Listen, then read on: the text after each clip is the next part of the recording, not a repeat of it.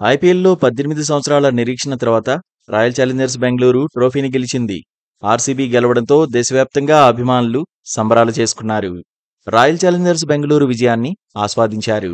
బెంగళూరులో అయితే సంబరాలకు హద్దే లేదు. మ్యాచ్ జరిగిన రోజు రాత్రంతా గెలుపు కిక్కును ఫ్యాన్స్ ఎంజాయ్ చేశారు. తర్వాతి రోజున ఆర్సీబీ ఆటగాళ్లు బెంగళూరుకు వస్తున్నారని తెలిసి విజయోత్సవాలను ఘనంగా చేసుకోవాలనుకున్నారు. కానీ చిన్నస్వామి స్టేడియం దగ్గర తొక్కిసలాట జరిగింది. తీవ్ర విషాదం నెలకొనడంతో రాయల్ ఛాలెంజర్స్ బెంగళూరు జట్టుకు గెలిచిన ఆనందం కూడా లేకుండా పోయింది. తొక్కిసలాటలో 11 మంది చనిపోగా 50 మందికి పైగా గాయపడ్డారు. ఈ ఘటనపై తీవ్ర విచారం వ్యక్తమవుతోంది. బెంగళూరులో విషాదంపై RCB star player Virat Kohli స్పందించాడు. తొక్కిసలాట ఘటన తీవ్రంగా కలిచివేసిందన్నాడు.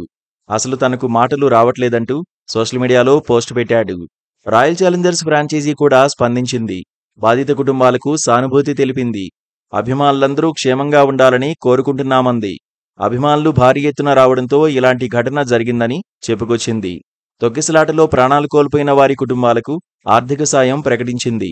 ఒక్కో బాధిత కుటుంబానికి 10 లక్షల రూపాయల పరిహారాన్ని ప్రకటించింది.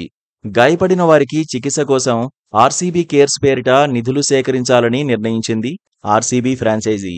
ఆర్సీబీ గెలుపు సంబరాల్లో తొక్కిసలాట ఘటన దురదృష్టకరమని బీసీసీఐ కార్యదర్శి దేవజిత్తు సైకియా అన్నారు. వేడుకలను మెరుగ్గా ప్లాన్ చేసుకోవాల్సిందన్నాడు. పెద్ద స్థాయిలో వేడుకలు నిర్వహించినప్పుడు సరైన ప్రణాళిక అవసరమన్నాడు. ఆర్సీబీ విజయోత్సవాల గురించి తమకు సమాచారం లేదని ఐపీఎల్ చైర్మన్ అరుణ్ ధుమాల్ చెప్పుకొచ్చాడు. ఈ ఘటనపై విచారణ జరగాల్సి ఉందన్నాడు. ఫైనల్ జరిగిన తర్వాతి రోజే విజయోత్సవాలు నిర్వహించాల్సిన అవసరం ఏమొచ్చిందని మాజీ క్రికెటర్ మదన్ లాల్ ప్రశ్నించాడు. సరైన ప్రణాళిక లేకుండా కార్యక్రమం నిర్వహించడం వల్లే 11 మంది ప్రాణాలు పోయాయన్నాడు. మరోవైపు ఘటన తర్వాత చిన్నస్వామి స్టేడియంలో విజయోత్సవాలు నిర్వహించడంపై విమర్శలు వస్తున్నాయి. అయితే విజయోత్సవాలు జరిగిన టైంలో తొక్కిసలాట గురించి విరాట్కు తెలిసి ఉండకపోవచ్చని మాజీ క్రికెటర్ అతుల్ వాసన్ అన్నారు. And politicians you can't blame because it was a wet dream come true.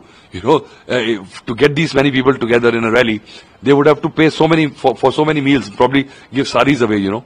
And this was free for all. And the franchisees, it was free publicity because they have to sell the slots next year. Now the team has won, they've got to raise the rates.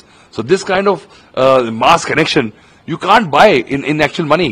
So I think then the players have got no role to play. I think the players were doing it for the fans because they thought the fans have been with them for 18 years and they wanted to be next to the fans. So they were giving it back to the fans. There was no advantage or benefit for the players in it. And when I say the players, it's Virat. And I think Virat was paying it back to the fans